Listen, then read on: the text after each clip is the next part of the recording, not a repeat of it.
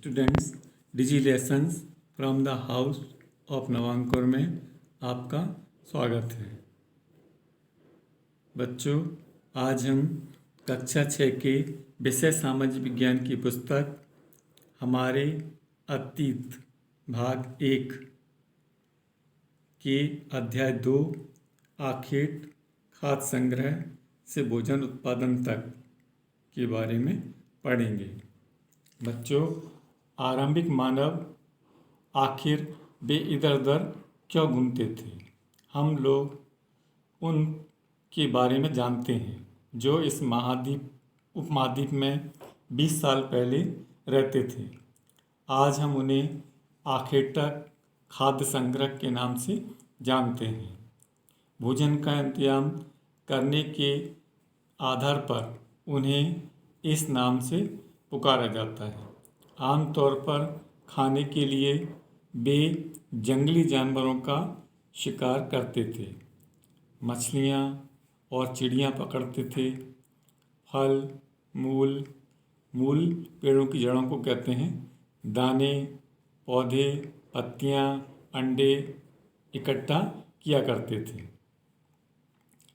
बच्चों, आखेटक खाद्य संग्रहक समुदाय के लोग एक जगह से दूसरी जगह पर घूमते थे। उनके घूमने के कई कारण बताए गए हैं। पहला कारण है, अगर वे एक ही जगह पर ज़्यादा दिनों तक रहते तो आसपास के पौधों, फलों, जानवरों को खाकर समाप्त कर देते थे। इसलिए भोजन की तलाश में उन्हें दूसरी जगह जाना पड़ता था। दूसरा कारण बताया गया है कि जानवर अपने शिकार के लिए या फिर हिरण और मवेशी अपना चारा ढूंढने के लिए एक जगह से दूसरी जगह जाते थे। इन जानवरों का शिकार करने वाले लोग भी उनके पीछे पीछे जाते रहते थे। तीसरा कारण है कि पेड़ों और पौधों में फल फूल अलग अलग मौसम में आते हैं, इसलिए लोग उनकी तलाश में उपयुक्त मौसम के अनुसार दूसरे इलाकों में घूमते होंगे। चौथा कारण है पानी। पानी के बिना किसी भी प्राणी या पेड़ पौधे का जीवित रहना संभव नहीं है। पानी झीलों, झरनों और नदियों में ही मिलता है। यद्यपि कई नदियों और झीलों का पानी कभी नहीं सूखता। कुछ झीलों और नदियों में पानी बारिश के बाद ही मिल पाता है। इसलिए ऐसी झीलों और नदियों के किनारे बसे लोगों को सूखे मौसम में पानी की तलाश में इधर उधर जाना पड़ता था। बच्चों, आरंभिक मानव के बारे में जानकारी कैसे मिलती है? पुरातत्वविदों को कुछ ऐसी वस्तुएं मिली हैं जिनका निर्माण और उपयोग आखेटक खाद्य संग्रह किया करते थे। यह संभव है कि लोगों ने अपने काम के लिए पत्थरों, लकड़ियों और हड्डियों के औजार बनाए होंगे। इनमें से कुछ पत्थरों के औजार आज भी बचे हुए हैं। इनमें से कुछ औजारों का उपयोग फल फूल काटने, हड्डियाँ और मांस काटने तथा पेड़ों की छाल और जानवरों की खाल उतारने के लिए किया जाता था। कुछ के साथ हड्डियों या लकड़ियों के मुट्ठे लगाकर भाले और बाण जैसे हथियार बनाए जाते थे। कुछ औजारों से लकड़ियाँ काटी जाती थीं। लकड़ियों का उपयोग ईंधन के साथ साथ झोपड़ियाँ और औजार बनाने में भी किया जाता था। बच्चों, आप ये दो चित्र देख रहे हैं नीचे। पहला चित्र है, इस चित्र में इंसान के खाने योग्य जड़ों को खोदने के लिए इस पत्थर के औजार का उपयोग किया जाता था। दूसरा चित्र है, दूसरे चित्र में जानवरों की खाल से बने वस्त्रों को सिलने के लिए इस पत्थर के औजार का उपयोग किया जाता था। बच्चों, ये आपको मानचित्र दिखाई दे रहा है। इस मानचित्र में ये लाल रंग का जो त्रिकोण वाला निशान दिखाई दे रहा है, ये लाल त्रिकोण वाले स्थान वे पुरा स्थल हैं जहाँ पर आखिर तक खाद्य संग्रहों के होने के प्रमाण मिले हैं। इनके अलावा भी और कई स्थान पर आखिर तक खाद्य संग्रह रहते थे। मानचित्र में सिर्फ कुछ गिने चुने स्थान को ही चिन्हित किया गया है। कई पुरा स्थल नदियों और झीलों के किनारे पाए गए हैं। बच्चों, ये आपको चित्र दिखाई दे रहा है। ये पहाड़ों में बनी गुफा का चित्र है। इनमें लोग सर्दी, गर्मी, वर्षा और धूप से बचने के लिए इन स्थलों में रहते थे। पुरा स्थल उस स्थान को कहते हैं जहाँ औजार, बर्तन और इमारतों जैसी वस्तुओं के अवशेष मिलते हैं। ऐसी वस्तुओं का निर्माण लोगों ने अपने काम के लिए किया था और बाद में वे उन्हें वहीं छोड़कर चले गए। ये ज़मीन के ऊपर, अंदर, कभी कभी समुद्र और नदी के तल में भी पाए जाते हैं। इन पुरा स्थलों के बारे में आपको अगले अध्याय में बताया जाएगा। बच्चों, आग की खोज के बारे में पढ़ेंगे। कुरनूल गुफा में राख के अवशेष मिले हैं। इसका मतलब यह है कि आरंभिक लोग आग जलाना सीख गए थे। आग का उपयोग कई कार्यों के लिए किया जाता था, जैसे प्रकाश करने के लिए, मांस भूनने के लिए, खतरनाक जानवरों से अपनी रक्षा के लिए। बच्चों, अब हम नाम और तिथियों के बारे में पढ़ेंगे। हम जिस काल के बारे में पढ़ रहे हैं, पुरातत्वविदों ने उनके बड़े बड़े नाम रखे हैं। आरंभिक काल को वे पुरापाषाण काल कहते हैं।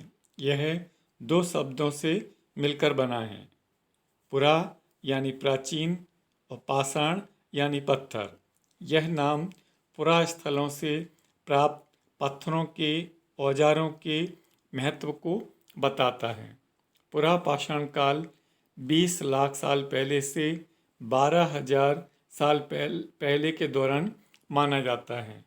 इस काल को 3 भागों में बांटा गया है: आरंभिक, मध्य एवं उत्तर पुरापाषाण युग।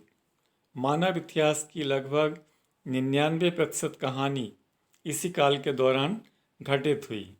जिस काल में हमें पर्यावरणीय बदलाव मिले हैं उसे मेसोलिथ यानी मध्य पाषाण युग कहते हैं। इसका समय लगभग 12,000 साल पहले से लेकर 10,000 साल पहले तक माना गया है। इस काल के पाषाण औजार आमतौर पर बहुत छोटे होते थे। इन्हें माइक्रोलिथ यानी लघु पाषाण कहा जाता था। प्राय इन औजारों में हड्डियों या लकड़ियों के मुट्ठे लगे हंसिया और आरी जैसे औजार मिलते थे। साथ ही साथ पुरा पाषाण युग वाले औजार भी इस दौरान बनाए जाते रहे हैं। अगले युग की शुरुआत लगभग 10,000 साल पहले से होती है। इसे नवपाषाण युग कहा जाता है। नवपाषाण का मतलब होता होगा, क्या मतलब होता होगा? हमने कुछ स्थानों के नाम दिए हैं। अगले अध्यायों में तुम्हें ऐसे अनेक नाम मिलेंगे।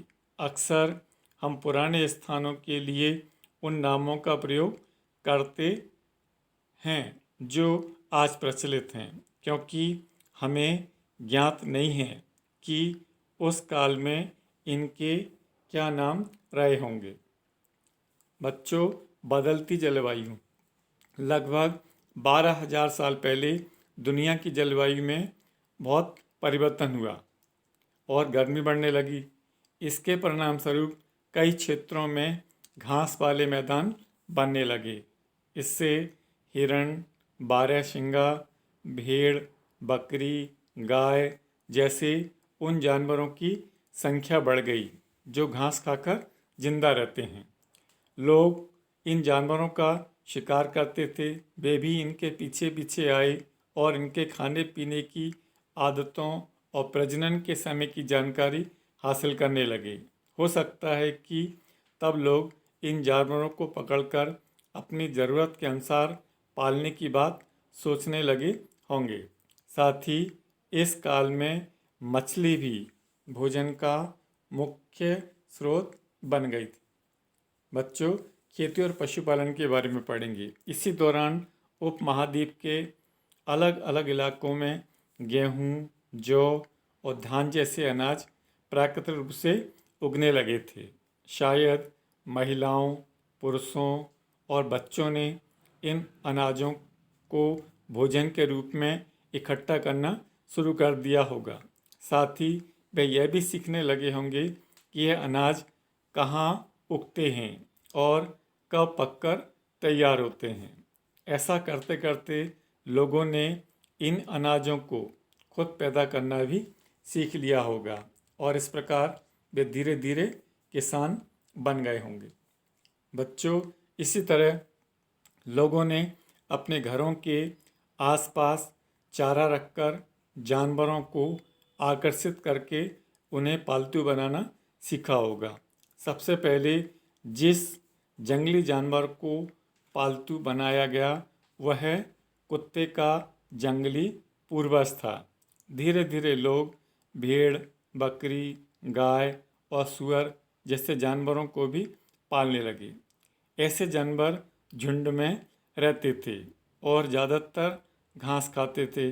अक्सर लोग अन्य जंगली जानवरों के आक्रमण से इनकी सुरक्षा किया करते थे और इस तरह धीरे धीरे वे पशुपालक बन गए होंगे। बच्चों, एक नवीन जीवन शैली के बारे में पढ़ेंगे। तुम किसी पौधे के बीज को बोकर देखो। तुम पाओगे कि इसे विकसित होने में कुछ समय लगता है। इसमें कुछ दिन, महीने या फिर साल तक लग सकते हैं। इसलिए जब लोग पौधे उगाने लगे तो उनकी देखभाल के लिए उन्हें एक ही जगह पर लंबे समय तक रहना पड़ा। बीज बोने से लेकर फसलों के पकने तक पौधों की सिंचाई करने, खरपतवार हटाने, जानवरों और चिड़ियों से उनकी रक्षा करने जैसे बहुत से काम शामिल हैं। कटाई के बाद अनाज का उपयोग बहुत संभाल कर करना पड़ता था। अनाज को भोजन और बीज दोनों ही रूपों में बचाकर रखना भी आवश्यक था। इसलिए लोगों को इसके भंडारण की बात भी सोचनी पड़ी। बहुत से इलाकों में लोगों ने मिट्टी के बड़े बड़े बर्तन बनाए, टोकरियाँ बुनी या फिर ज़मीन में गड्ढा खोदा। क्या तुम्हें पता लगता है शिकारी या संग्रह करने वाले बर्तन बनाते और उनका उपयोग करते होंगे? इसका कारण बताओ। जानवर चलते फिरते खाद्य भंडार। जानवर बच्चे देते हैं जिससे उनकी संख्या बढ़ती है।